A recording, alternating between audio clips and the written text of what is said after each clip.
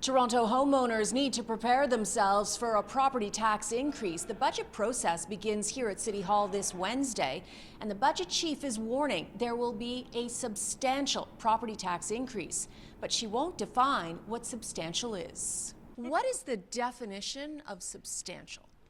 Well, I think you'll find out on Wednesday. A tax increase shouldn't come as a surprise. Mayor Olivia Chow confirmed during the election just over 6 months ago there would be one if she was elected. She just wouldn't say by how much.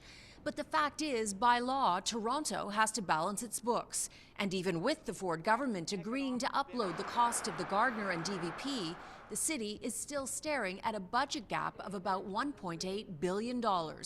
Councillor Shelley Carroll says refugee claimants are adding to the strain on the city's finances, and the federal government needs to step up with about $250 million to help cover the cost. That amounts to 6% if we had to pay for it all in property taxes alone. Over the past 10 years, Toronto's two past mayors, Rob Ford and John Tory, largely kept tax increases around the rate of inflation.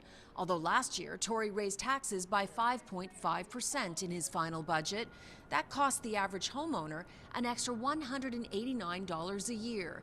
Councillor Paul Ainsley believes this year's budget needs to raise property taxes by at least that. We couldn't have something lower than 5.5%. Each percent that we raise it, we bring in about $40 million.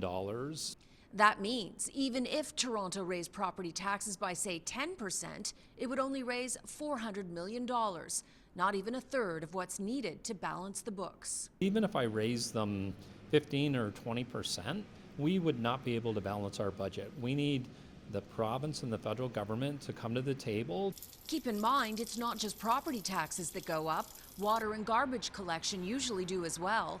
Some councillors are already signaling they don't want a substantial tax increase. The inflation rate has come down to 3.1%. We should be trying to put a budget on the table that reflects the inflation. I still think there's significant doubts out there. When people see bike lanes going in that nobody uses, they raise questions about whether or not the city is spending money wisely. Now, Carroll did say that the budget will not include a TTC fare hike, but she did say there will be more money for first responders like paramedics, firefighters, and mental wellness services. The final budget will be voted on February 14th.